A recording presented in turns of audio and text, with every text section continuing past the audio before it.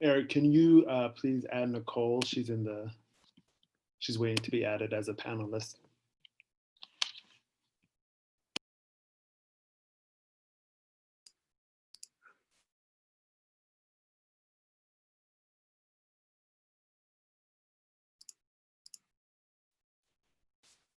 All right, everyone, we're going to get started. This is the Ames Middle School specific Return to Learn webinar. I want to thank everyone for coming on tonight. I continue to see the participants going up and up, and we really appreciate you taking time out of your evening to attend this event. Before I kick it over to the Ames Middle School staff, I'm going to go over a couple housekeeping items. As far as today's presentation, the team at Ames Middle School, they're going to present. A lot of what they're going to go over is in their Return to Learn plan. But the purpose of all of these meetings that we're having this week is so that you can get questions answered that are specific to your student's building. And in this case, it's Ames Middle School. We know that there are really a lot of questions around what Return to Learn looks like. And we want to be able to answer those specific questions as they come from the building. Once they get through the presentation, we're also going to have an opportunity to ask questions. We're actually going to handle that in two different ways during this webinar. The first way is through our Q&A on the bottom. So if you look at the bottom of Zoom, there's a button that says Q&A. You can actually start plugging in some of those questions right away. I would maybe encourage you to pause a little bit, because I would imagine a lot of the questions, or at least some of them, will be answered in their presentation. But you can feel free to throw some questions in there, and the team at Ames Middle School will start answering them right away, even while the presentation is going on. But once the presentation is done, we will also have an opportunity for all of the participants who have a question. You can ask it live as well. And the way we're going to do that, and I will remind you when we get to this point in the evening, there's a button in the lower left-hand corner of your Zoom panel that says raise hand. And so once you do that, we'll be able to see who has done that, and we'll be able to provide permissions to ask your questions directly. Before I do kick it over, I do want to show you one thing, everyone who's on here, as far as our website goes. Like I said, a lot of the information that they're going to talk about today is already in their Return to Learn plan. If you haven't had a chance to take a look at it, you can go to our website, ames.k12.ia.us. And over here on the right-hand side, this upper right picture, Return to Learn. You click on that. We have a lot of really good information around Return to Learn on our website, one of which is all of our building-specific plans. So if you hit the plan button and go down, you will be able to see Ames Middle School. And this is where you can find their Return to Learn plan. Additionally, all the slides that are presented today, we'll also host them right here on this page as well. There's one other item that I do want to show you. If you want to review this video, or if you want to share it with others, we are recording all of these building-specific Return to Learn webinars, and we're hosting them on our YouTube channel. If you go to Timeline, here on the bottom, we had Zoom links for all of our meetings. So you may have joined this Zoom webinar by clicking on this link right here. But you can see up above from yesterday's, we already have the recording posted on our website. And so we are recording live on YouTube right now. And so we will put that link on our website as well, so that you can review this webinar anytime that you want. And so with that said, I'm going to kick it over to the team at Ames Middle School. Jonas, you can take it from here. All right, thank you, Mr. Smith. Good evening, everyone, and thank you for joining us. Tonight, we will be sharing with you the major components of Ames Middle School's Return to Learn implementation plan. I will warn you, we will be going through these slides pretty quickly, and that's so we can make sure there's enough time at the end for questions. We will start off with some introductions. I'll go first. My name is Jonas Michael, and I am the very proud principal of Ames Middle School. At this time, I will ask that my associate principals please introduce themselves. I'm Jeremy Knudsen. I'm an associate principal for operations at the building, as well as work with our 8th grade students. I'm Nicole Coronado. I work with our 7th grade students, and I also oversee the school improvement, culture, and equity. Hi, I'm Erin Miller, and I work with our 6th grade students, and I also work with our curriculum and instruction and our special education students as well. Okay, Erin, you can go to the next slide. So before we go any further, I wanted to take a few seconds to thank the 36 members of our building implementation team. For those of you who've had the chance to read through our plan, we shared with you through Infinite Campus Messenger. I think it was on August 7th. It's posted online, as Mr. Smith mentioned earlier. What I hope you would have noticed was the great details that were poured into those 45 pages. Yes, I know 45 pages was a lot to read.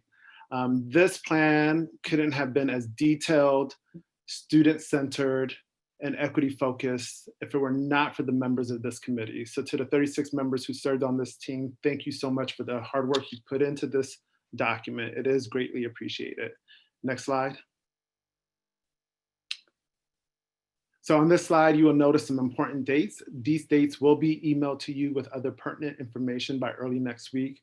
What I wanted to point out to you is that we will be hosting orientation for all sixth graders spread out over the week of August 31st. They will be based off their group numbers. And we will be also hosting a virtual sixth grade orientation for our remote campus students. We will talk a little more about group numbering later on in tonight's presentation. New 7th and 8th graders will also have an orientation on Wednesday, September 2nd. Again, these dates will be emailed out to you next week through Infinite Campus Messenger. The one date I do want to highlight on this slide is the deadline to register for our remote campus. That date, as you can see, is this Friday, August 21st. Also, please note that there is no approval process to enroll your child in remote campus. If you filled out a form, you are automatically enrolled into the remote campus. So for clarity's sake, some of you might have heard our remote campus referred to as hybrid 2-parent choice, 100% online learning, or even virtual academy. It is officially called remote campus. Lastly, families may request to change from remote campus to face-to-face learning anytime before the last Monday of each month, and their child will start for in-person instruction for the following Monday. But you can transition from face-to-face learning to remote campus at any time throughout the school year. Next slide. So our agenda for tonight will include these items. Our actual plan goes into much more detail about what you and your child should expect from our school during this health pandemic. Tonight, we really want to focus on providing you with greater clarity on components of our plan that are harder to understand in the absence of some context. Our primary goal tonight is to help you and your family make an informed decision about which model works best for you and your student. From our agenda, you will see, we will briefly discuss special education, the different hybrid models, health and safety precautions that we're taking here at Ames Middle School. We also will talk about drop-off and pickup procedures, athletics and activities. But please note that the bulk of our presentation tonight will be spent on what instruction looks like in the different models at Ames Middle School. So for that reason, I will keep it brief and turn it over to Ms. Miller to discuss special education. Thank you, Mr. Michael. We wanted to let you know that we have thought a lot about and centered all of our decisions in equity so that we can make sure that we are doing what we need to do to help every student to be successful, and that includes students who get special education services. So what our plan is, all special education services, or students who receive services will have IEP meetings to do an amendment to talk about these two really important questions. Those meetings will be held during Parent-Teacher Conference Week on August 31st to September 4th. We'll be talking with you and the roster teacher and a team of teachers about what accommodations might be needed during remote learning and what structures will work best for your student when they're off campus. Well, I know we have a lot of accommodations in place for your students when they're on campus, so we want to talk a lot about what that looks like when they're not. Another question that we'll explore as a team is, would additional days on campus be necessary to meet learning goals? While we would love to have all of our students in the building 5 days a week, we know that in order to keep social distancing and in order to ensure that every student gets at least one day, that won't be possible. So it's more likely that your student might need an additional learning day if they have things like multiple goal areas, intense behavior supports, or a lot of time spent in the special education setting. So again, those will all be individual IEP team decisions, and we look forward to seeing you in those meetings the week of August 31st.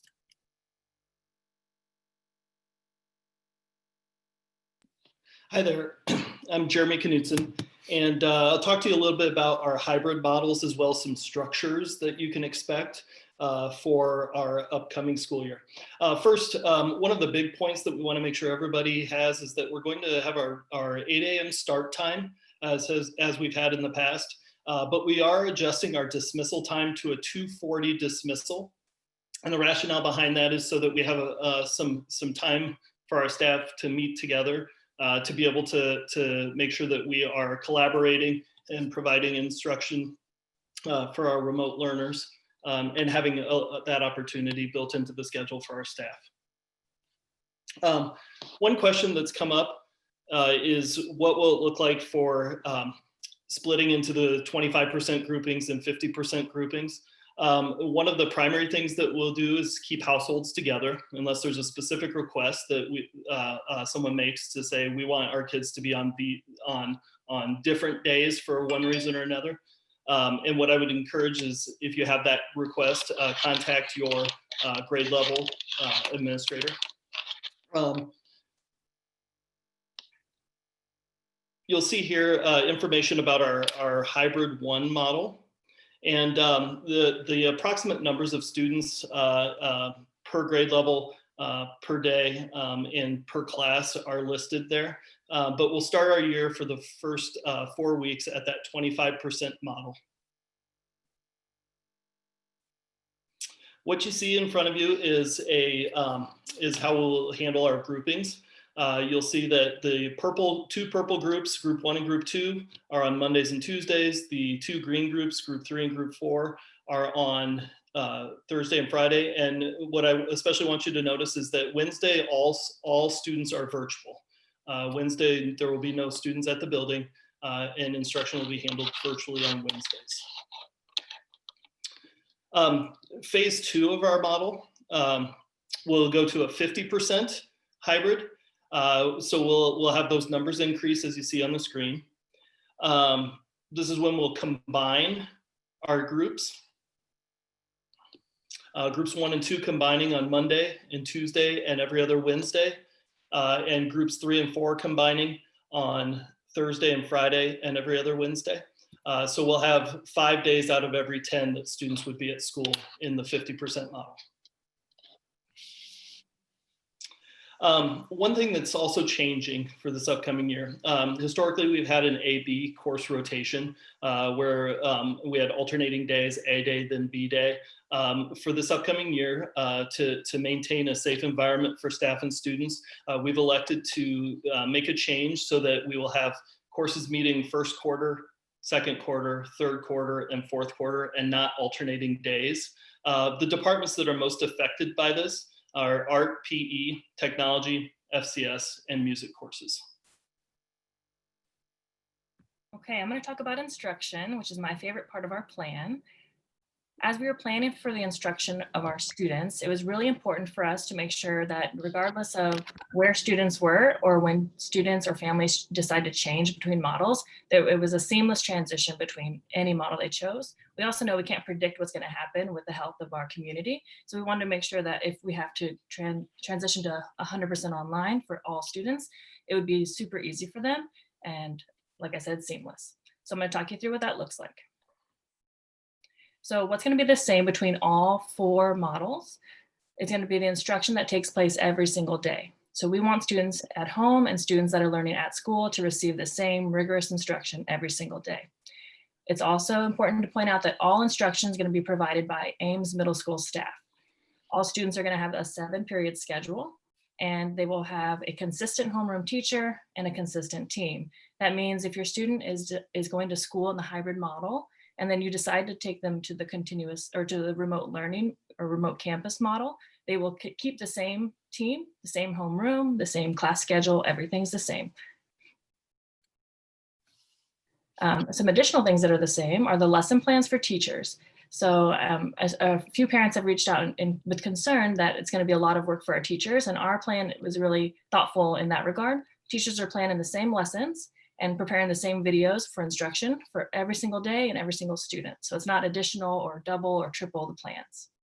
Students are receiving the same essential standards in their lessons. They have the same daily learning goals. They're going to be graded the same, and all independent and group tasks will be the same. Of course, some things will be different. And so 2 of those things are attendance and demonstration of standards. So for attendance, when students are in person on site, when they show up in the class, they're marked present. When students are at home, they have a variety of ways in which they can be marked present. So if they show up to a virtual class, so there may be opportunities for the whole class to be online. I'm sorry, my dog's barking. If they show up to those or show up to a small group lesson, then they'll be marked present.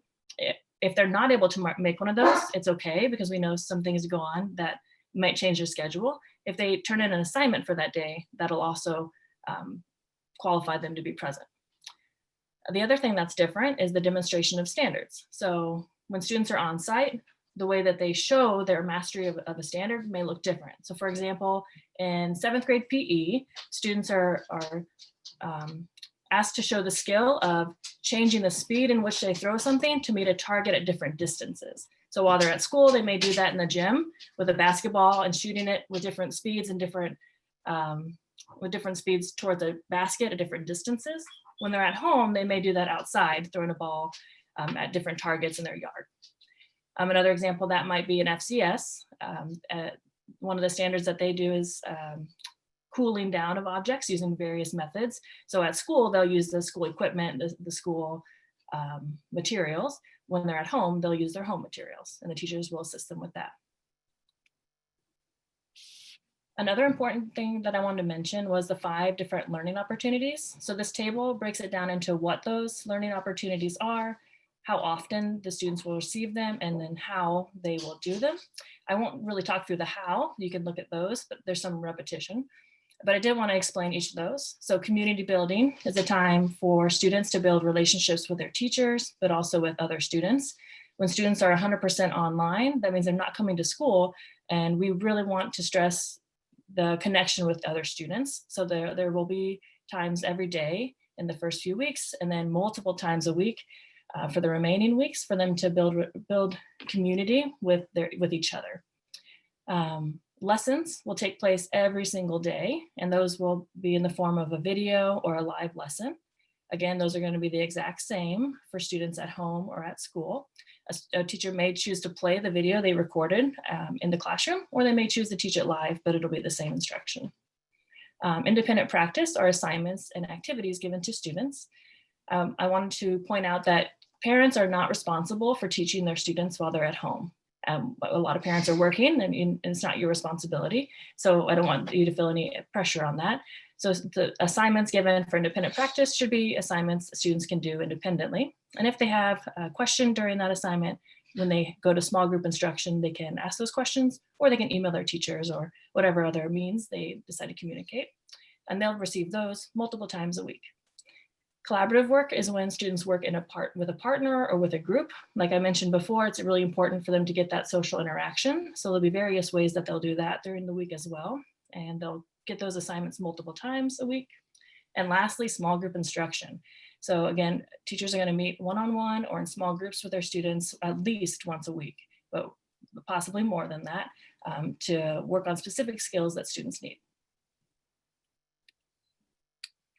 Thanks, Ms. Coronado. So you might be wondering, what does all this look like? Because we have a lot of different types of instruction, as Ms. Coronado covered. It might be hard to envision that until you can kind of see what that looks like in a schedule.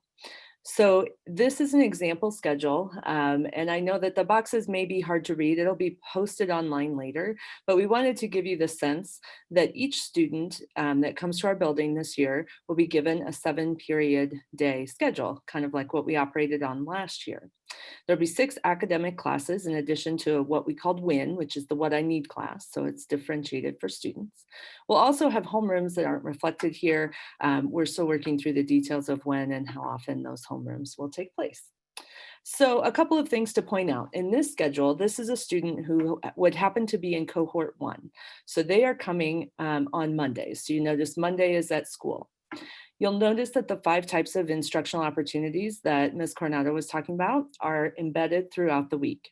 So if you just look at first period math, you'll notice across the top that they have community building every day. Some of those opportunities might be synchronous, so they might happen at the same time. They might join a live Google Meet or a game online that everybody's playing, or they might be asynchronous, so they happen at different times. So it might be that they share a quick picture of something that's meaningful to them, and then they respond through Google Classroom to other students' posts. So that would be a way that they could start to build community and get to know each other, even though they're not all in the same room at the same time.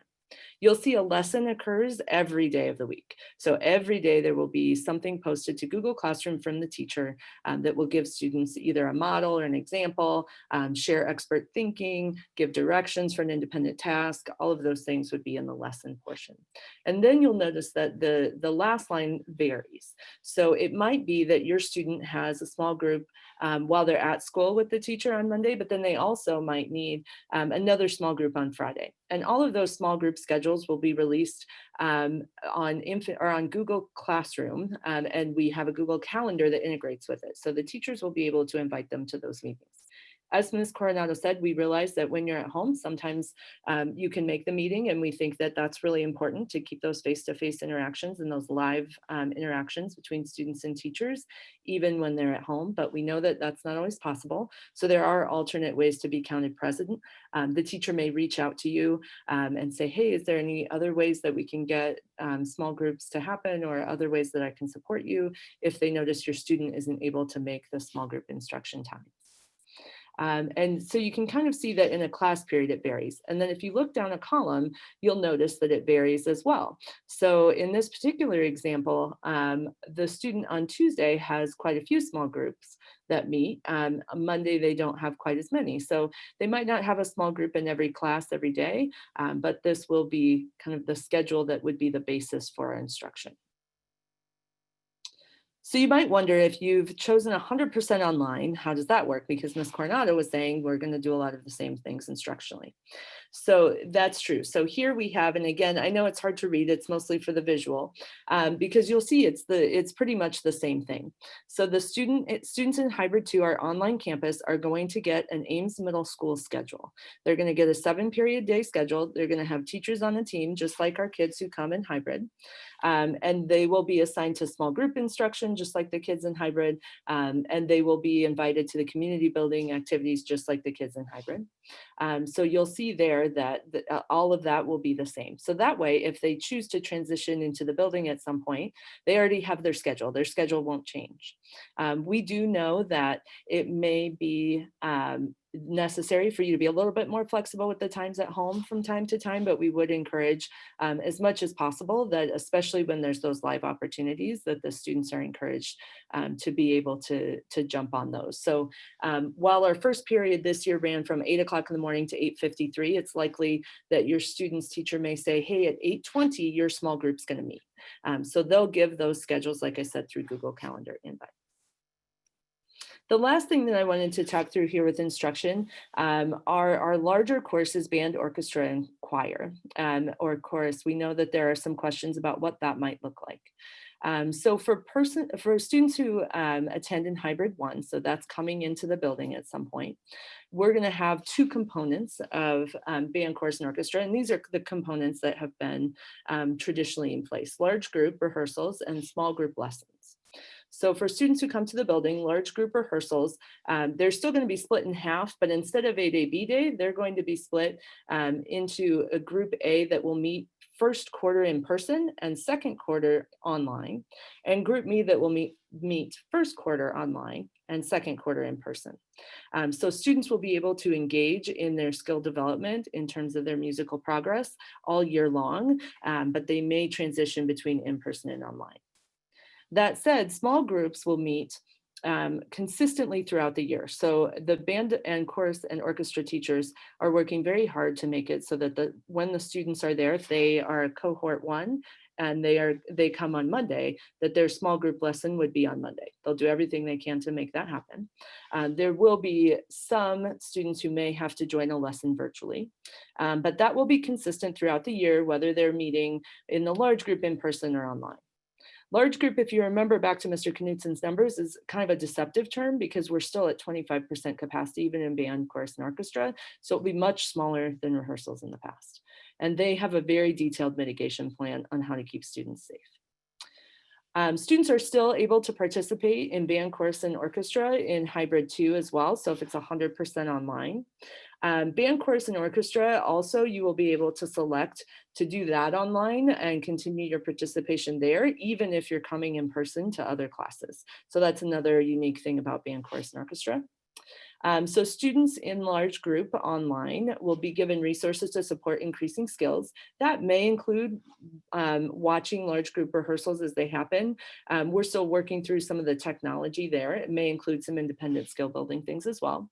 But the important thing to remember is even if you're participating online, your student will still have a small group lesson. Our band instructors have already had experiences teaching small group lessons and individual lessons remotely. And so they have some practices and procedures in place to help support students as they engage in those lessons from a remote status. The other thing to note about band, chorus, and orchestra is at this point, we are not going to be able to have any live on-campus performances for any student, whether they're in hybrid 1 or whether they're in the remote campus.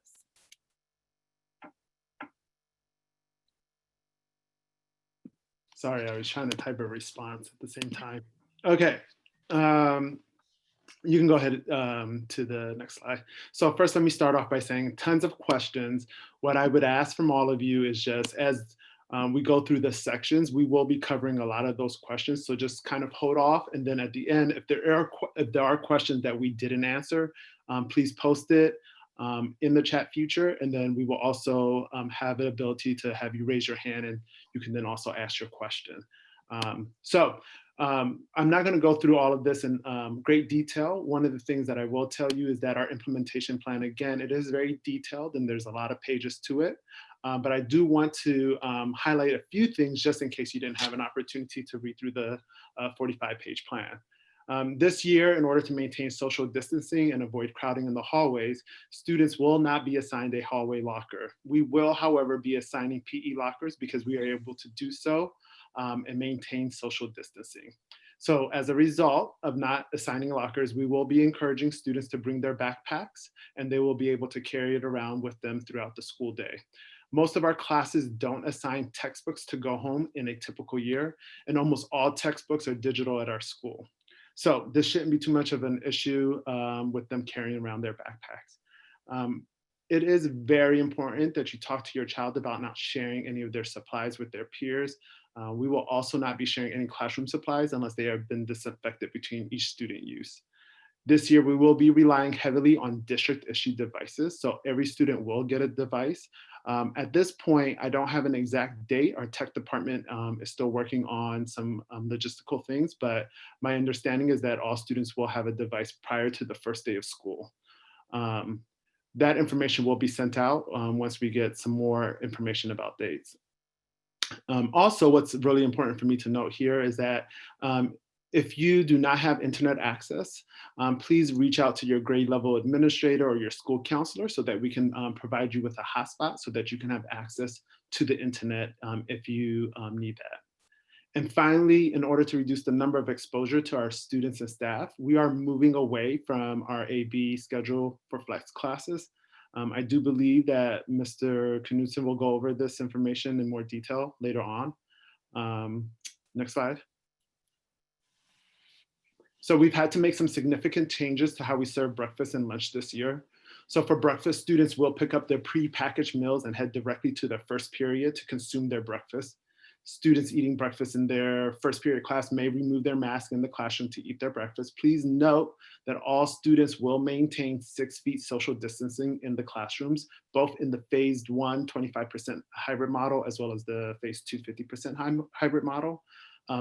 An alternate location will be provided to students eating breakfast if there is a known allergy in their first period. In the 25% phased-in model, we will be able to fit every student in their grade level in the cafeteria for lunch. So we have 52 tables, and each table will be able to sit 2 students per table and still maintain social distancing with a maximum of 104 students.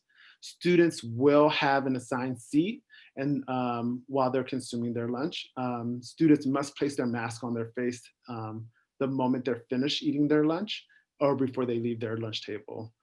Like last year, we will have designated tables for students with allergies.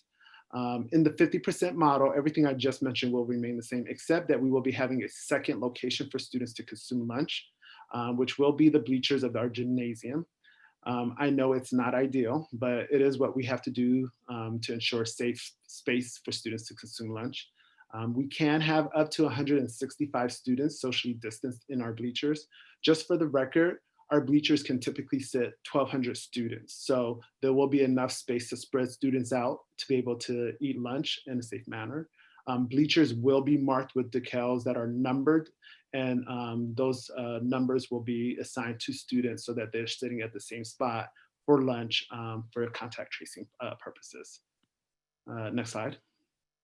So because of the complexity of the middle school schedule, we do want to be very transparent about when we can and cannot exercise social distancing and face covering recommendations set forth by CDC and other health organizations.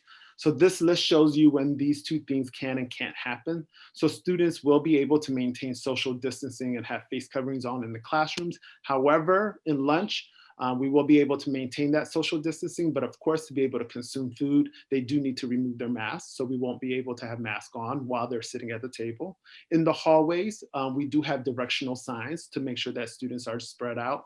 And so social distancing is going to be difficult to do in the hallways during transition periods. That transition period does last for about 5 minutes, and but students will be wearing masks. And then of course, during arrival and departure time, we're not able to ensure social distancing. Of course, we're going to promote it, but with the number of students going in and out of the building, that is something that we're not going to be able to guarantee. But of course, students should be wearing masks at all times. Next please. So I do want to spend a little bit of time about hand hygiene. Students will be taught proper hand washing, and signs will also be posted throughout the school in each restroom as a reminder to students. Next slide. I do want to spend a few moments here. I'm sure my team is probably laughing because I'm very serious about face coverings, and for many reasons. But what we do know is that face coverings is one of the most important things we can do to reduce the spread of coronavirus. And for that reason, they are required to be worn by everyone in the building at all times. With the exception of food consumption, scheduled outside mass breaks, and when deemed necessary by teacher or administrator. And when we're talking about deemed necessary, it might be that, for example, physical education is outside and they're spread out and they're able to exercise and do activities in a safe manner without their mask. We will review, so those students needing exceptions due to medical reasons should reach out to us to schedule a meeting with the school nurse and building administrator. We will review each request on a case-by-case basis and determine what accommodations can be made. We recognize students will forget to bring their face coverings or accidentally not have their nose and mouth fully covered. And in those cases, we will work with your child to remind them of the importance of wearing a face covering. However, if a student refuses to wear a face covering, then we do have a process in place to address this refusal. The first time it happens, we will have a conference with the student, meaning one of the administrators. The second time it happens, we will meet with the parents and the student to discuss the importance of wearing a face covering. But at the third time, we will be discussing options, which will include moving the student over to the remote campus. Families, please, please, please work with your child now to build the stamina of wearing a face covering all day. I have full confidence that our students will meet these expectations. Next slide. Okay, so I believe this is my last slide. Please know that our teachers will be spraying surfaces between each class. Our custodial staff will sanitize the lunchroom tables and gym bleachers before and after each lunch period, and shared spaces and high touch points will be cleaned frequently. Mr. Knudsen, I believe you might be up next.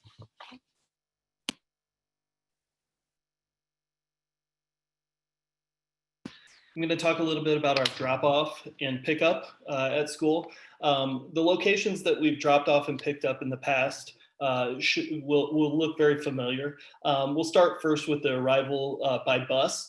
You'll notice that we have a staging area for the buses to arrive, and then there'll be stations, three buses unloading at a time. We'll have supervision out at the buses to help guide students, to remind them about wearing their masks properly. And the other thing to bring attention to is, instead of having one entrance for our busing students, we'll have 4 separate entrances for students to enter. A 6th grade entrance, a 7th grade entrance, and an 8th grade entrance, in an effort to keep kids separated as they arrive and leave the bus. In addition to that, we'll use the locker hallway entrance for our breakfast and instrument students. So if they have an instrument to go and drop off prior to going off to their first hour class, they'll enter that way, or if they're going to go and receive school breakfast. For arrival in the front, historically, we've only used the front main entrance located to the east of the office area. So we are going to actually use 2 front entrances now. So if you drop off your children in the east driveway, they'll enter through the east door. We'll have staff supervising to encourage and remind about wearing masks and staying socially distant. And then if you come in off of Dotson to the west entrance, your child will enter to the west of our office area. There's a second set of doors. And finally, for departure, you'll notice there are 3 zones. The green zone to the far left is our 7th and 8th grade hallway area. And those students that have their last hour class in that green area, in those 7th and 8th grade classrooms, will exit. If they're riding the bus, they'll exit at the north end of that hallway. If they are being picked up after school, they would exit. There's a small sidewalk and door adjacent to our 6th grade wing that they'll exit there to go out to the front. Students who have a class either in our 6th grade wing or finish their day in some of our fine arts classes through the red zone will exit at a separate exit for the bus than our 7th and 8th grade students that are in that green area to the rear of the building. And then the front pickup exit will be located adjacent to the west driveway. So we'll have staff inside directing students where they should exit and making sure that they're following those guidelines. And finally, the yellow is our music wing and our physical education wing of the building. The bus exit will be the locker room hallway. And then for front pickup, there are actually 2 doors that students may choose to use. There's one at the end of our music wing and a second one at the end of our athletics wing if they're being picked up out front, and they'll just need to circle the building to the front sidewalk to be picked up. And I'll kick it over to Spencer Esslinger, our athletic director, to talk a little bit about the activities that we'll have this fall. Good evening, everyone. Like Jeremy said, my name is Spencer Esslinger. I'm the activities director at the middle school, and I'm going to go through some of the changes that are going to be taking place in terms of our athletics and activities this fall.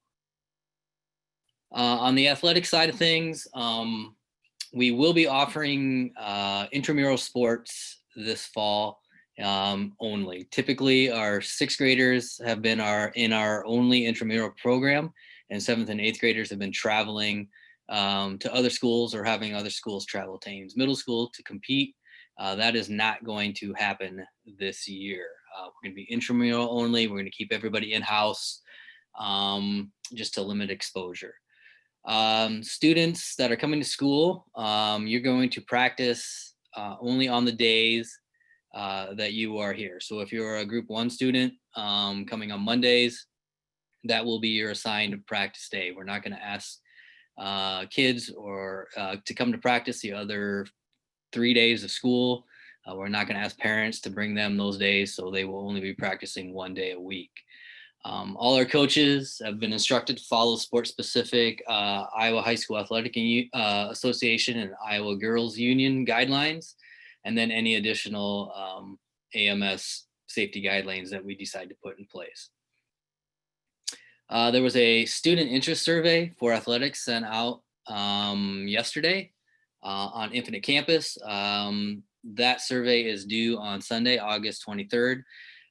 We've sent that survey out, and we're hoping that anybody that's interested in participating in athletics will return that survey. It's going to give us a little bit better idea of what our numbers are going to look like per sport and help us set up safety protocols for practices. Sport-specific protocols will be released hopefully the week of August 31st in an Infinite Campus update. If your student is 100% online on the remote campus, they can participate in athletics. We will assign them a practice date that they're going to come Monday, Tuesday, Thursday, Friday, but they can participate if they are interested in doing that. And then all students can make the decision to participate after school starts. That decision does not have to be made by the 23rd when the surveys are due. Activities and clubs. Activities and clubs will still occur. So from math counts to mock trial to any of our clubs that we have established at Ames Middle School, they will all still be happening. We're going to work with the activity sponsors, and specific information is going to be released as school gets started. So we know what day they are planning on meeting or planning on practicing. All our building safety plans will still be in place, even if these activities and clubs are happening after school. But we are encouraging our sponsors and our coaches that online options are strongly encouraged when and where possible. That should do it for athletic and activities, and I'll be able to answer some questions if you have them later. Spencer, can you clarify those decisions that you made for athletics right now that affects fall sports, and have we made winter decisions yet? Correct. Thanks, Aaron. Yeah, that's for our fall sports only right now, volleyball, cross country, and football. Those seasons end around October 15th or 16th. So we'll reevaluate where we are for our girls basketball and wrestling seasons, just depending on what type of hybrid model we're in or where we're at. So we'll reevaluate when we have the opportunity in October. Great, thank you. So that is the conclusion of our presentation. We do appreciate you bearing with us as we went through 40 slides very quickly. I think at this time, I'm going to hand it over to Mr. Smith so that he can facilitate the question and answer session. Yeah, really great information. Thanks for all of that. And you guys are doing a great job going through the Q&A as well. I know there's a lot of questions coming in there and you guys have answers for all of them. So at this point, we do have one hand raised already, but I will remind everyone that at this point in the evening, we can start answering live questions. And so if you do have a question, simply in the lower left-hand corner, hit the raise hand button and we'll see that and we'll start working through all those questions that you do have. So right now we will start with Amy. Go ahead.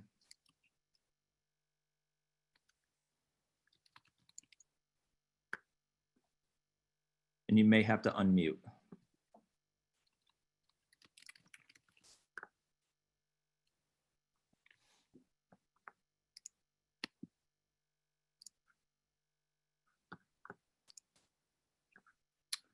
In the meantime, if there are any in the Q&A from the Ames Middle School team that would be good to answer out loud, we can do some of that as well.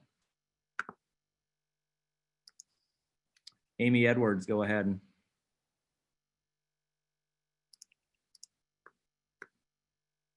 Oops. Sorry, I'm clicking too many buttons. Now you can go ahead, Amy. Okay, great. Thank you. Good evening, and thank you so much for this opportunity. And also thank you to all of the staff at the middle school for the time and effort that you've put into this return to learn plan for our kiddos. I'm just wondering if you could speak more to the assessments for our students, and maybe a little more specifically with sixth graders.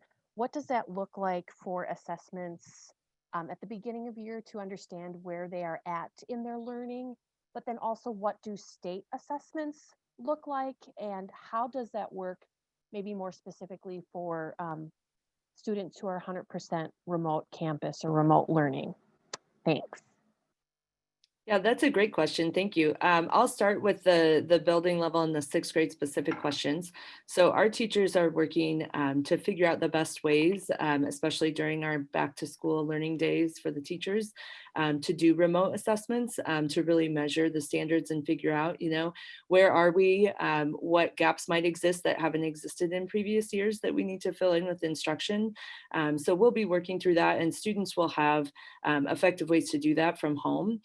So I can't tell you 100% what that looks like, but I know we have lots of options where students can give verbal responses through apps like Flipgrid. They can give written responses and submit more of a traditional quiz type of thing through Google Forms that will be through Google Classroom. So we have lots of tools in our toolbox to help sixth graders. And then the beginning of the year is really going to establish not only, what sorts of things do we need to fill, but how are we going to do it? So we're going to spend a lot of time supporting sixth graders and all of our students in what does it mean to take, an assessment online. As for the district assessments, if you're thinking about state assessments, I'm pretty certain, and somebody from the district team can help me, but I'm pretty certain we don't know yet what that looks like. We're still waiting on guidance from those external companies.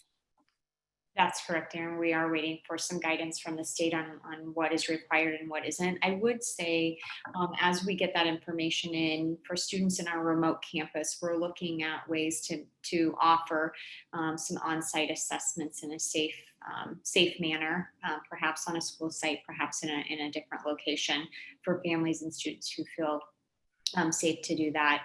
And then, as Erin said, there is guidance. I have a webinar tomorrow looking at companies and what they're doing to offer some of those assessments in a remote fashion. So I want to pipe in. There's a lot of questions being asked about when will we know our students' schedule? When will we know what team and groupings they're in? So I want to be able to address that so that everyone understands. So right now, in order for us to be able to keep households together, we have to be able to wait until every student in the district is scheduled. So once that process is completed, so it's not just about what's happening at our building, it's also what's happening at the high school and elementary and preschool level. So once that process is complete, then we can be able to issue schedules and groupings. But I can't give you a certain date because one, people still have an opportunity to sign up for remote campus until August 21st. And then after that, there will be a lot of work being done behind the scenes to be able to make sure that students are going to be able to be placed together with households unless parents specifically reach out and ask that their children be separated. So those things will take some time. So I can't give you an exact date for scheduling when teams and groupings will be put out. What I can tell you is that we will do so in the quickest manner possible. For student orientation, for sixth grade orientation, if for whatever reason we're not able to have groups and schedules posted by then, we will then move over to grouping students by last name alphabetically to be able to ensure 25% social distancing on each one of those days for orientation. So I just ask that you remain patient. We don't have an exact date, and that's because we are waiting for the system, meaning district-wide, to be able to schedule all students so that we can keep households together.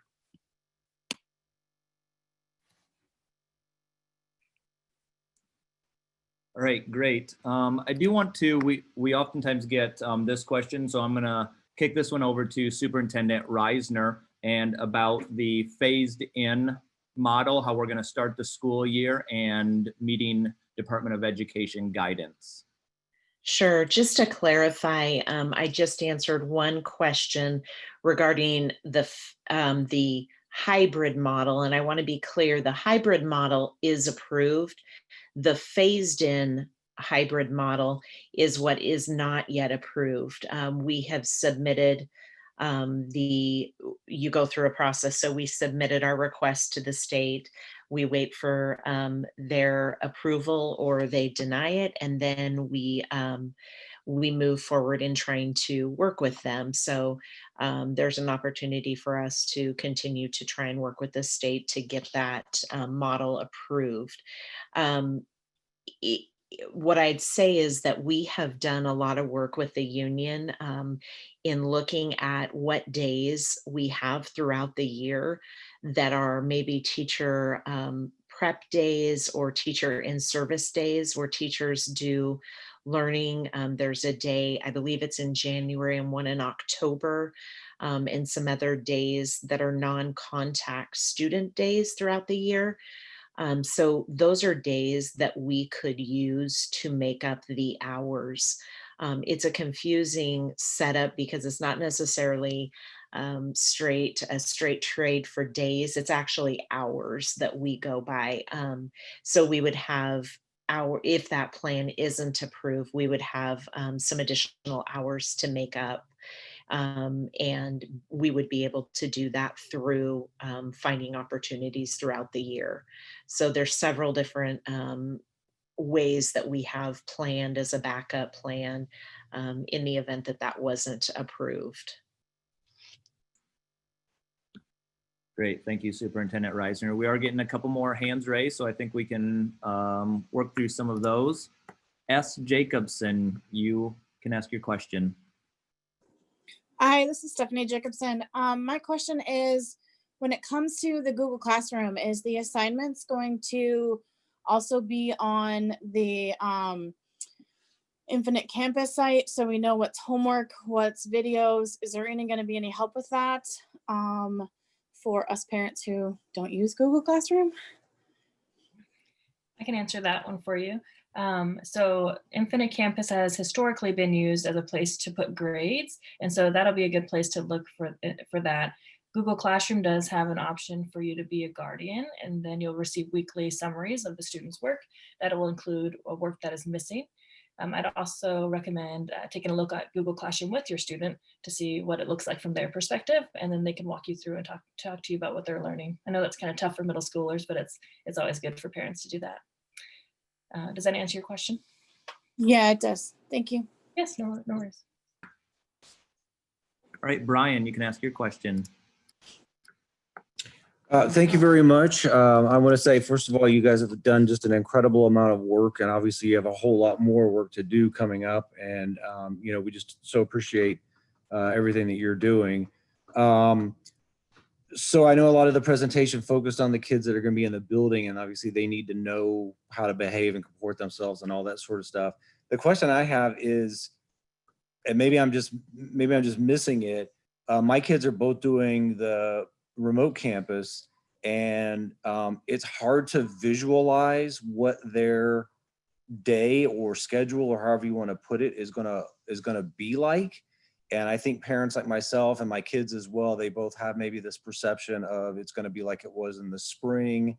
And so I'm basically just wondering, like, is there somebody who can walk through like what the day of a kid at home doing remote campus is going to be like? Yes, if you don't mind, I'm going to share my screen again.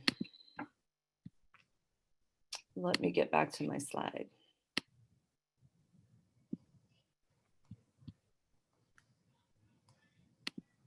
While Erin's doing that, Brian, I want to mention that we're going to work really hard as a team. So if your student is on, let's say 8A team, that there's going to be consistency in what the communication will be from teacher to student, so that your student will know where to go to find their daily schedule and when they're going to have small group instruction and things like that. But go ahead, Erin. So let me know if this helps to clarify, or if it doesn't, I can share something else. But on this slide, what we were trying to get across is that our intention is that it will look the same for students who are at home, because they're in hybrid 2, they're online 100% of the time, and students when they're at home in hybrid 1. So if your student would have a schedule like this one on the right over here, so they would have a 7-period day, and they would be assigned an Ames teacher each period of the day, and we we would share our bell schedule with them. And if they're able to maintain that at home, if that's something that works for your family, we would really encourage that they keep that consistent routine, primarily because a lot of the community building will be based off that schedule, and so will the small group instruction. Like we said before, we can be flexible within that. We're going to reach out and partner with families during that parent-teacher conference week. But we would anticipate that your student might engage in math first period, so to speak, from 8 to 8:40 roughly, and that they would have in Google Classroom, when they log in, a specific video to watch that lays out exactly what they're supposed to do for the next 40 minutes. So it's very different than the spring, in which we had a variety of resources. But when they log into Google Classroom, they're going to see their schedule for the day. They're going to see any appointments, small group work, or meetings with teachers that they need to have that day in Google Classroom. And then again, each one of these periods that you see, they will reflect a separate Google Classroom space. So then when it's second period time, they log in. Maybe in this schedule, it has ELP, so extended learning second period. And so they'd log in, they'd watch that teacher's video, and then they'd engage in whatever learning tasks that teacher set out. So that would be the same thing. So we would anticipate that they would have that 7-period day, 5 days a week, just like in hybrid 1, while the kids come to school on Monday in this particular example, Tuesday, Wednesday, Thursday, Friday, they'd run that 7-period day at home, engaging in the same learning tasks, the same independent or collaborative work tasks, regardless of which model they're in. Thank you. Can I add a little bit to that, Erin, with your Yeah. student? So I will mention a little bit of flexibility here. So we don't want your student on the computer all day long. So you'll notice if we look on that Monday schedule for the student that's in hybrid 2, so your students are going to be completely at home. So that's the one that they'll be looking at. So on Monday, they'll do the lesson, they'll be in the small group. And then once that's over, the student, if there's still time remaining in the class, they can choose, to read or to do something else for another class. The next class period, they have a lesson, and then they have collaborative work. And then once that gets done, they can do other independent work, but they're not going to be on the computer the entire time. I'll also mention, if you look on Wednesday, their first small group instruction isn't until 4th period. So let's say they accidentally slept in that day, or they have a doctor's appointment in the morning. That's okay. So they can make that up at a different time. So if it doesn't work out for a day, or it doesn't work out at all, to stick to the consistent 7-period a day schedule, that's okay. We want to be flexible, but I know the consistency of that schedule will be really important. And as Nicole said, there will be, so the lesson that they view might be a quick 3-minute lesson, and I'm a former literacy teacher, so my head goes there first. But in that, I might ask the students to independently read, or I might ask them to go outside and journal about what they noticed. So it doesn't necessarily mean that just because it says independent practice that has to be at the computer. The teachers are pretty creative. So PE is another example. They might have a video to watch for PE to explain a specific task or a challenge or something like that. But a lot of that would be up and moving away from the computer when they're actually doing it.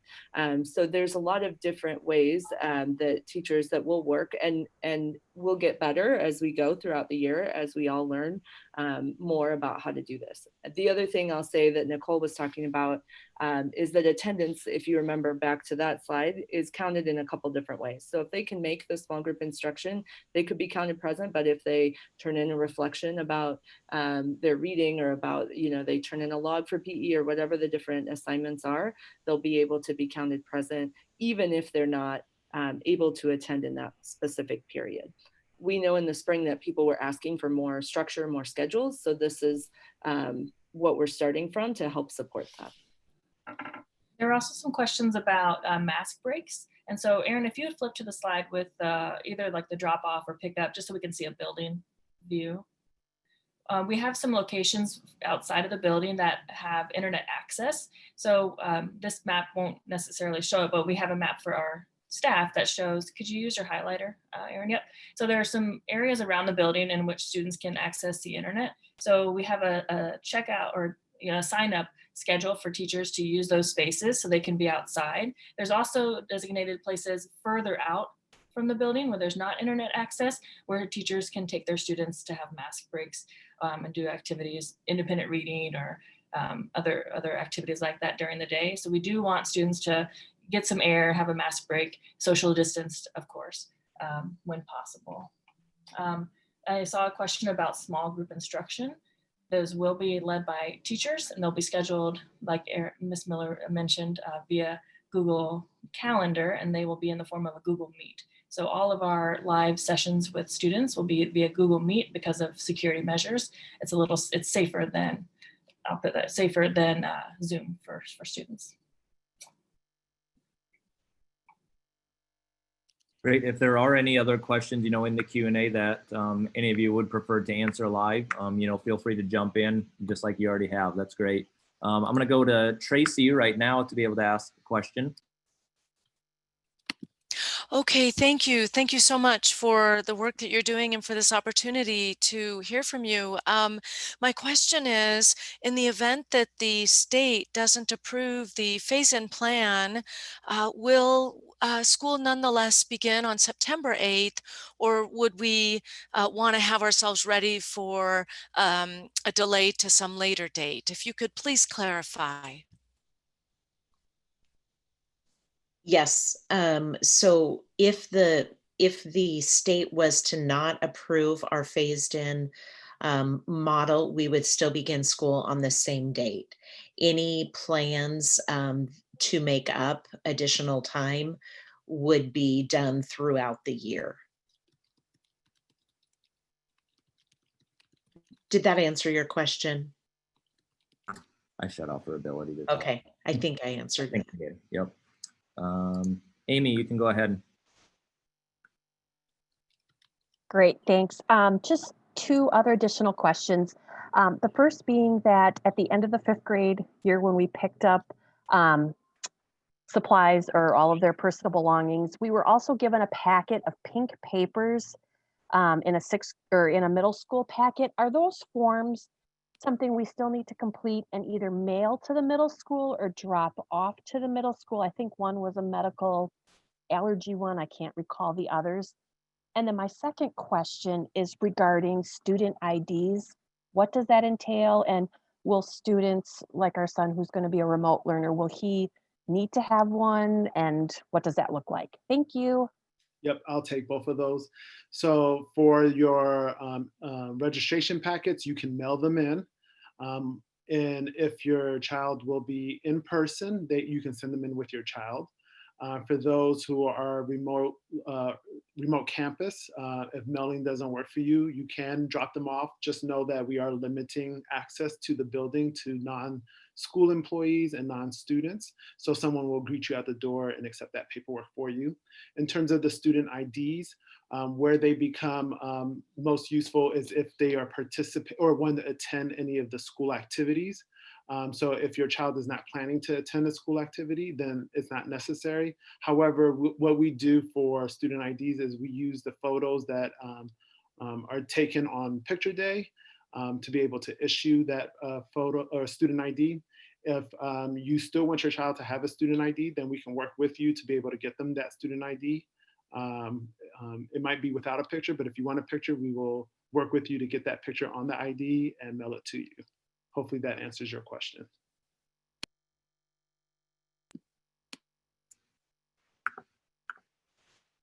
Great, thank you. Angie, you can go ahead.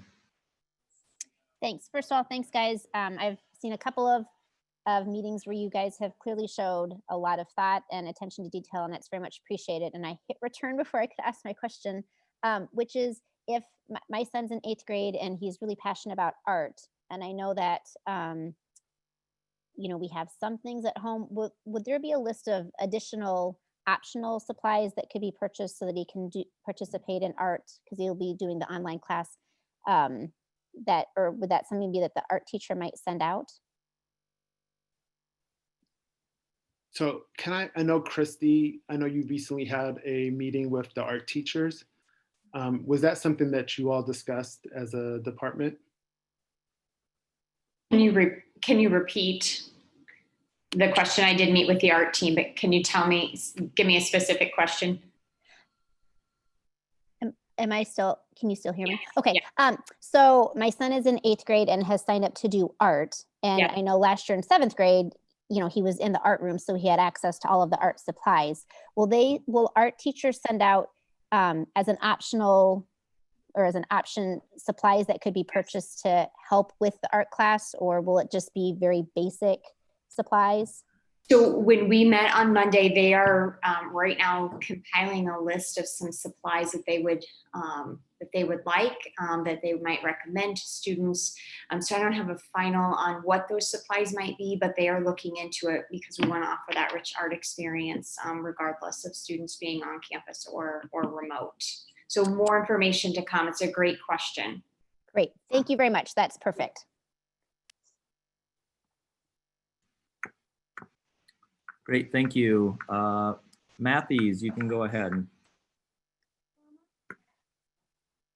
Will students who are participating in the remote campus be able to come in for school picture day?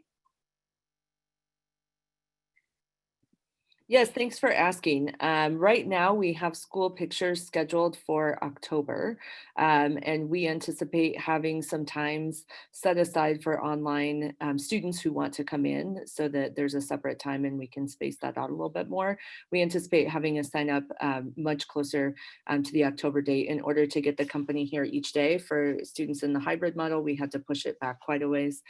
So like Mr. Michael was saying, the biggest impact that has is on our student IDs. And he kind of talked through that process already. Thank you. Yep. So right now, that is all the raised hands that we currently have. No, Mom. If there are any questions out of the Q&A that you want to pull out, we have about 5 minutes left in this informational meeting. So if there are some of those, we do have a couple more hands popping up here. So I'll give the middle school team an opportunity to see if they do want to address any of those. There were a lot of great questions that I saw kind of come through about music instrument rental and jazz band and things like that. And we will be sending more information as we're working through the logistics there. If you have anything from an elementary school that you need to drop off, email the grade level principal here. So that's probably me because I'm the 6th grade person. And I can coordinate getting those instruments back to the elementaries as we go forward in the fall. I do want to add, I've seen a few questions about supplies for those who are in the remote campus. We did send out a list to our teachers to be able to adapt the supply list for students who are going to be in that remote campus setting. So we will have that published out, I believe, early next week. We gave them a deadline of this week to get that list updated for virtual. It was added to the website today. And so if you go to the Ames website, there's the in-person list and there's also a remote learning list. All right, wonderful. We do have another hand raised. Kimberly, go ahead. Hi, thank you very much for offering this session. It's been very helpful. My question is about scheduling. Is there an expected time when we should, as parents, be expecting to see our schedules for our students, or anything that you would recommend that we do?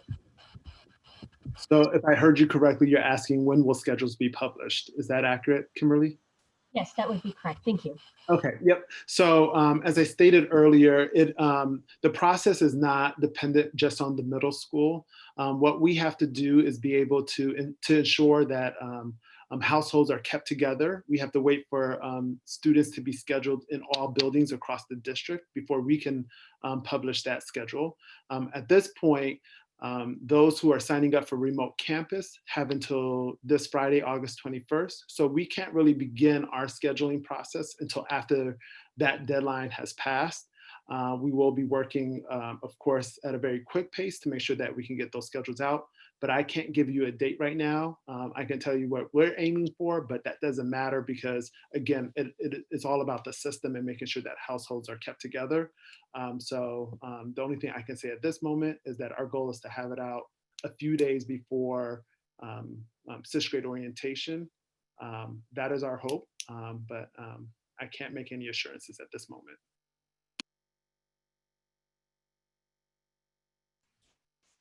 All right, great, thanks.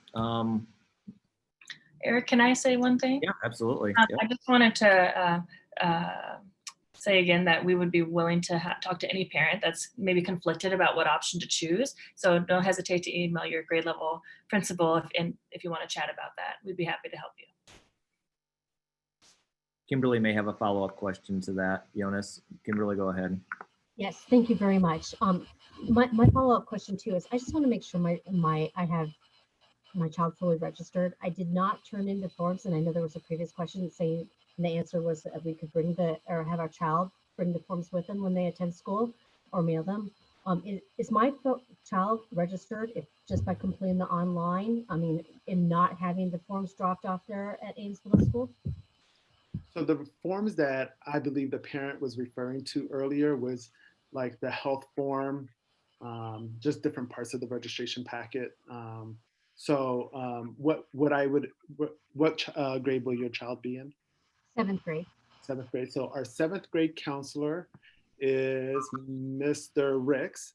If you email him, he will be able to tell you whether or not your child, where you're at with that registration process. Or you can also email Ms. Coronado as the 7th grade administrator. She can support you with that as well. Thank you so much. You're welcome. All right, Principal Michael, I'm going to give you an opportunity to wrap up this evening. You guys did an amazing job. A lot of really good questions. And, you know, we all know that there are more questions, not just at the middle school, but across the district. But we really appreciate your time. I'm going to give you the last word this evening. Okay, well, thank you everyone for showing up. So, you know, there's an old African proverb that states it takes a village to raise a child. So in other words, it takes an entire community of people to interact with your children for them to experience and grow in a safe and healthy environment. So this past spring, our community and really all communities across this nation came to the realization that schools are a very important part of the village, which helps raise your child. And we don't take that for granted. The amount of trust you have in us to take care of the most important people in your family. Your children are our children. So what I've learned from all of this is that we're truly better together. Thank you for your time tonight. I hope everyone has a good night. If there are any further questions, please look up our email addresses up on the website, and we would be more than happy to answer them. Again, we have an open door. Well, let me rephrase that. We have a virtual open door email policy. So email us at any time and we'll do our best to get back to you. Thank you so much, everyone. Good night. Good night, everyone.